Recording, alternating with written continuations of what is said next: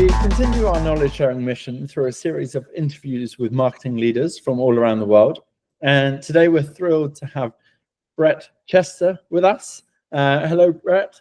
Could you just first introduce yourself, your job title, your company, and a little bit about what your company does? With pleasure. Thanks, Neil.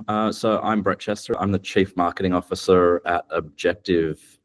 We are a software for public sector and heavily regulated industries. We're solving all sorts of problems from taming content sprawl to ensuring that regulators around Australia can deliver better outcomes for their communities that they're servicing. It's a pretty exciting role, and as everybody knows, there's always a new regulation coming out that we need to ensure that folks can comply with, and there's always a request that we make of government that needs answering, and we help those types of organizations out there resolve those challenges and keep operating as they should be. Fantastic. And from a personal level, can you tell us a bit about your journey and what sparked your interest in marketing? Oh wow, I'm thinking back into the annals of time here. It's been a while since my start of my journey. I actually started out in law school, knew nothing of marketing, realized that I hated the law after a short stint, and ended up stumbling into marketing through a chain of online casinos. So, I really cut my teeth not in the academic side of marketing, more in the experiential side, like, hey, here's something, get it done. And so, I'll never forget learning the dark arts of SEO back in the day. I'm talking early 2000s, from, literally people that sat in dark corners with torn black jeans and mascara, like the emos of the day, if we're allowed to say that. So I learned by doing, and as a result, I've been fortunate enough to spend my time experiencing all the different aspects of marketing, which I think has made me a stronger marketer now, because I can piece together things far better, with ego aside, far better than most others, because I've experienced all the different facets of marketing over time. Everything from demand generation, positioning, messaging, product marketing type function as well. So it's pretty exciting. Great stuff. And if we're just sort of looking down at the moment, so as the CMO of your company, what's your current sort of main marketing focus? Yeah, look, I think that I'd be lying if there was a main focus. I think that at any one point in time, of course, I'm driven to generate revenue as efficiently as possible. I think that that's my direction, my North Star. That could be revenue generated from existing customers, new prospects that are converting to customers, cutting costs to make us more efficient or more profitable. But I think that to deliver on that, I need to be thinking about all sorts of different things, from process to practice, from potential to reality. So, I think my job is to be a good steward of marketing, an advocate of our craft, not only internally at our business and be able to articulate the value to internal stakeholders, but also externally to folks like yourself and our listeners, to be able to help share what we do. So I think, priority-wise, it's a whole bunch of things. Advocating for new and exciting things out there, as well as generating revenue profitably. Yeah, definitely. And now, if we sort of bring it back down into a sort of use case, maybe something that you've done recently, like maybe could you expand on something that's been really successful in terms of a marketing campaign or an initiative that you've executed? Yeah, sure. I think the thing that I think most enterprise businesses are going through is having to do more with less. We've come from many years of here's a problem, throw some cash at it. Oh wait, you need more? Sure. And I think we're living in a world where I grew up, which was do less with more. You got to figure out how to fix problems without throwing money at it. And so I think that traditionally account-based marketing has been somewhere in between those. Can you throw lots of money at it? Yes. Should you throw lots of money at it? Maybe. But I think that the way that we think about account-based marketing here is something that I'm most proud of, and we don't call it account-based marketing. The reason I don't call it that is because it's not just about marketing, right? I don't call it account-based sales because it's not just about sales. I call it account-based engagement, and we're very proud of our ABE programs. And essentially, we've launched successfully across multiple different business units here internally an account-based engagement program that couples marketing and sales side by side to effectively drive pipeline. So it's a pretty exciting program that we've launched, and from a metrics perspective, we're not spending a lot of money, but we're generating a lot of pipe. We're creating a lot of interest at the accounts that we are wanting to engage. And so, if there's an inevitable follow-up question is, what recommendation would you give people starting on an account-based journey? It'd have to be understand your ICPs, understand your buyers, and build for them, not for what you think is awesome. Yeah, and I think as well in that model, and it seems like you've got it with that sort of rewording of what we're looking at is sort of getting the buy-in from sort of multiple stakeholders within your company, and I think the account-based model works well because it ties in sort of sales closer to marketing. And are you finding that, and sort of how are you pushing that to be as successful as possible? Yeah, look, I think everyone wants us as B2B marketers to be maximizing the amount of software ARR that we get from our customers. If we're waiting for someone to come knock on our door, then the likelihood of that ARR being higher or being from a target account is much lower, right? Plus, we're not taking sales cycles or our marketing cycles into our own hands. We're really waiting for business to appear on our laps. Of course, many people can argue with that, but at the highest level, if we were to agree that that's the case, what ABE does is it allows us to rally behind higher ARR opportunities by targeting on who we need to engage in a combined and crossed over fashion between marketing and sales, and even customer success post-sale, by having unified messages, by having consistent processes, consistent processes that have easy reporting. I was at a session this morning, a B2B forum, and people are still talking about attribution.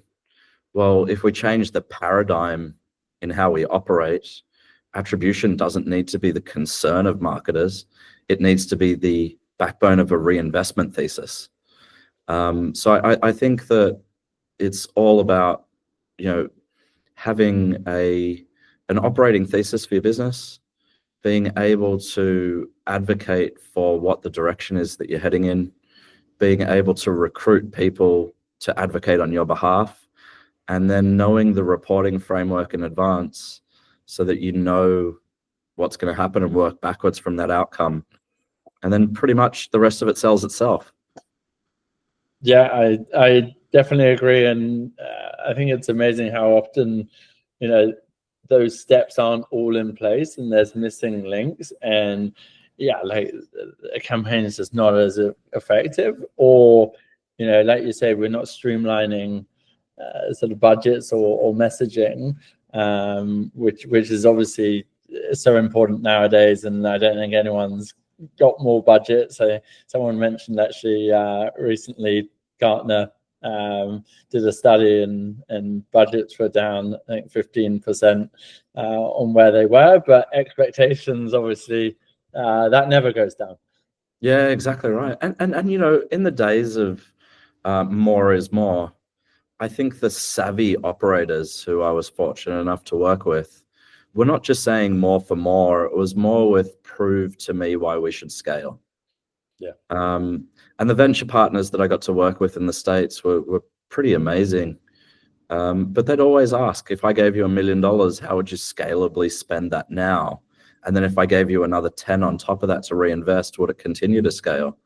And I think that that's the mindset that we need to apply, because if we can find repeatable mechanisms for cost-effective scale, I don't know many CEOs that wouldn't go out there and beg, borrow, and steal to reinvest, right?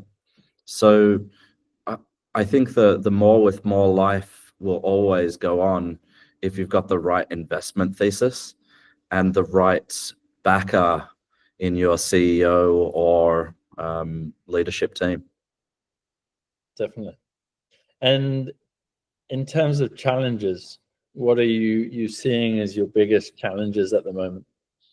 Well, like everybody else, it's saturation. What is it that B2B buyers are looking for? Everyone wants to put out their best piece of content. Yay, we've created another piece of content. But trust in content is down. Yeah. So I think that the challenge that we're going to face is twofold. The first is authenticity fatigue. I think that's the best way to describe it. I see you nodding there. Like, I think you agree. I love that. I think I find it so hard at the moment. Everyone's a LinkedIn expert, posts 5 times a day, but I'm like, how much of that view is coming from you, and how much are you just banging into ChatGPT, right? Firing and out. So, like, where are the actual leaders? Where are the actual sort of Correct. It feels as though I could be playing into that a little bit by not sharing metrics earlier. We're a publicly listed company. It's hard for me to share metrics, so I didn't. But I'm sitting here saying to you that I'm a leader, and the first thing I'm saying to you is that authenticity is hard, and I believe that, not because of ego, not for any other reason. I don't know everything, but what I do know is that when I get myself out there and I have a go, I'm proud of my outcomes, and I can prove definitively that I can do them again and again, and that I've thought them through repeatedly. And I'm happy to be also told that I'm wrong. I don't know how many folks are really out there being truly authentic or being their Instagram double. I think that that's going to be a problem for a lot of people, authenticity fatigue, and couple that with AI in its current form. We're really getting to a point where marketers in B2B are at an inflection point as a result of AI. There's a lot of naysayers out there saying, guess what? Marketers are going to be gone in 2 to 3 years, and maybe. But the reality is that I think that there are more fundamental issues that we need to grapple with, which is just because ChatGPT have given you an answer to a question doesn't mean that you've asked the right question, or you have the ability to execute on the answer in a way that will yield a positive result. So although I love my ChatGPT AI that I've named, and she likes it being called it, according to her. But we've got a great relationship. She's the best marketing partner I've had in a long time, and my team hate me saying that. But the reality is that if it weren't for the team, it's just a chat, right? So we need marketers to be able to execute, and we need smart marketers that understand the paradigm that they operate in. And as long as we need those things, marketers will continue to need to exist. Yeah, some great points in there. How does your company stay ahead of its competitors in terms of marketing? Yeah, it's a good question. I really don't think about competitors in the sense that, sure, there are other people out there that have similar products to us, but I think about us as a truly innovative company that is on the edge of everything that we do. Edge is a term that I use with my team, and I'm grateful to an ex-CEO of bringing me to this concept of edge. But edge for me is, we need to be able to understand all the technologies around us. We need to be well versed in what's there. We need to understand the channels that exist. We need to understand the interoperability of those channels and technologies. So we really need to be the masters of our domain. So how do we beat our competitors? Well, we run our own race. Not naively. We know what they're doing. We know how they operate. We're aware of them. But I don't think of them as competitors. They're just other people that sell other softwares. We are unique in our offering. We can differentiate ourselves uniquely through perfected messaging. We can differentiate ourselves through the channels that we operate in. We can differentiate ourselves through how we show up, from our merch to our presence at a show, right? So I don't really care too much from a competition perspective, but what I do believe we need to have as a business is an innovative edge, an innovative approach to marketing, an innovative approach to sales. And we always need to be on the forefront and forefoot of what we're doing in whatever discipline we have in the business. Definitely.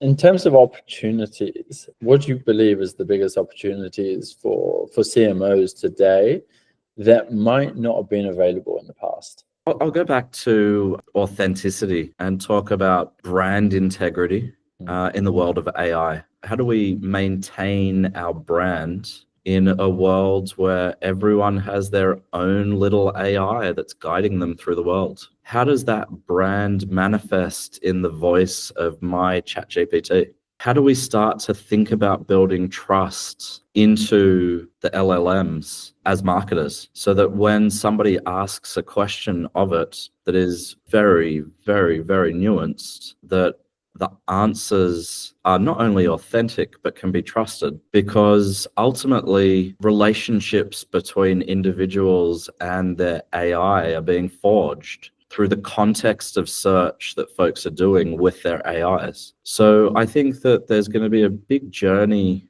and a massive opportunity for marketers to understand how to build brand integrity and resolve to answer questions for consumption of the LLMs, to be able to remain top of mind in this unique bot that I'm engaging with, that's different to your unique bot that you're engaging with, because our contexts are so different.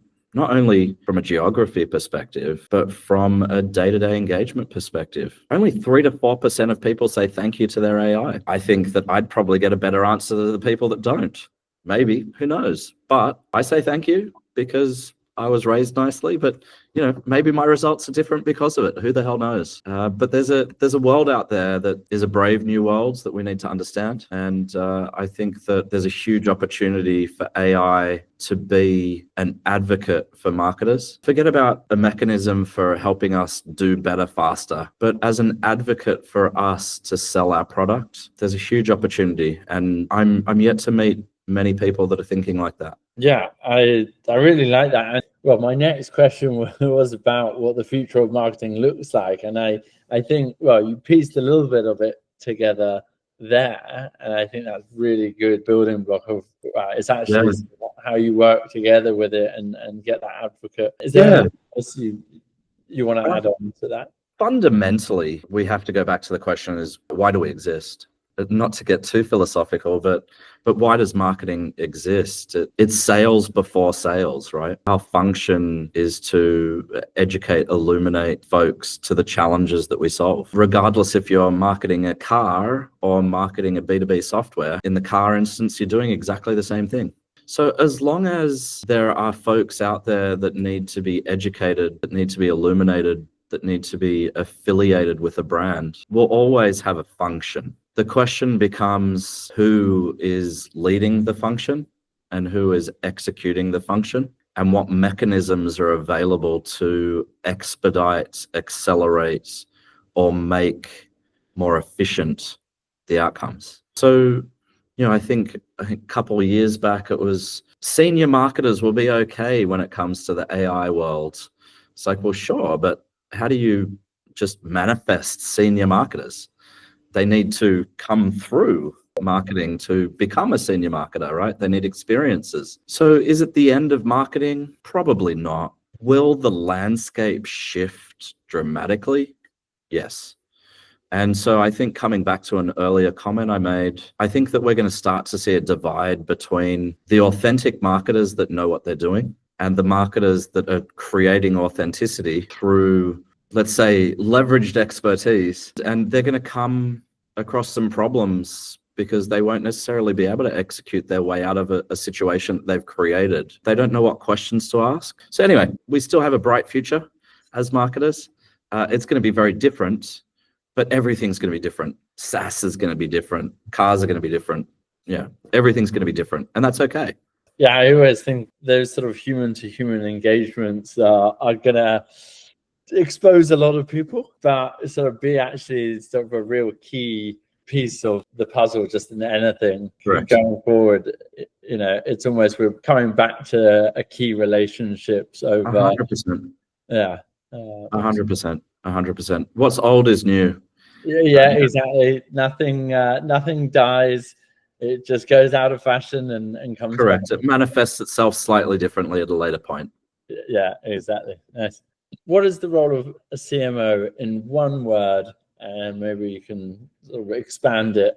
We're conductors, not trained conductors, more like orchestral conductors. At any one point in time, a CMO is looking to their skilled musical players. I don't know how to describe this. Maybe I'm stretching this a little bit, but I've got a team of folks that are very skilled, right? They have strengths, they have weaknesses, and my job is to not only to set the tempo and the rhythm, but it's to get them to play their pieces fantastically in unison with others.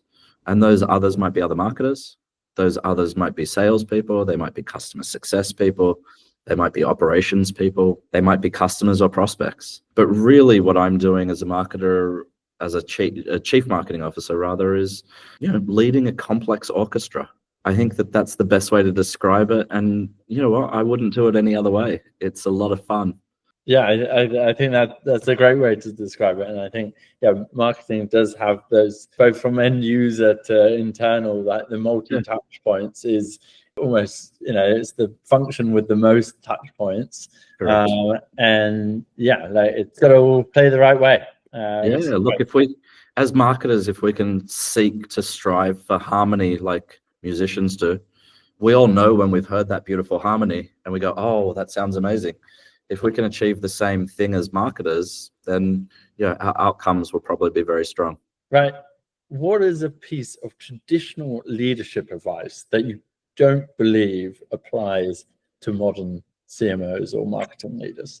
Yeah, look, everyone says stick to best practices. You'll be right if you stick to best practices. Most people that have worked with me know that appreciate best practices. They're there for a reason. But if you stick to best practices, what are you doing? You're executing on someone else's playbook, and it's probably the same playbook that your competitor's playing with too. So don't stick to best practices. Challenge the status quo. Think differently. Examine and explore what others are doing. Understand it. Don't just see it. Understand it and optimize it. And then create your own best practices. And then accept that they're best practices and move on and build some more. There's an operating paradigm that we need to exist in. Check. Got it.